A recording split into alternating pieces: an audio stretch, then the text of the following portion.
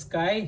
ඔයා නිදාගෙන ඉන්න වෙලාවේ හරිද ඔයාව මං ඇහැරවනකොට ඇවිල්ලා ඔයාට කොහොමද තරහ යන්නේ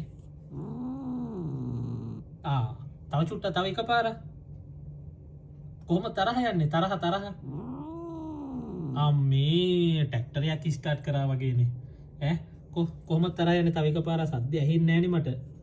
සද්ද ඇහෙන්න චුට්ටක් කො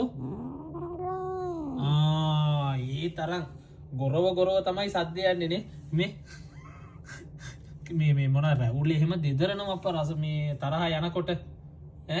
බෑනේ ඉතින් කරන්න නමුත් සිග්නල් ඔක්කොම වැඩ මෙහි කකුල් දික් කරගෙන පොඩ්ඩක් දෙන්නකෝ ඉතින් චුට්ටක් අල්ල ගන්න මට තව එකපාරක් තරහ යන්නේ කොහමද කො අම්මෝ සැර මම බය වුණා එච්චරයි බය කරන්නේ තව පාරක් අම්මෝ ඒක නම් හොඳටම බයයි මට බලන අයටත් බය වුණානේ දැන් මොකද කරන්නේ මම යන්න දෙහෙන තව එකපාරක් තරහ කියන්න කො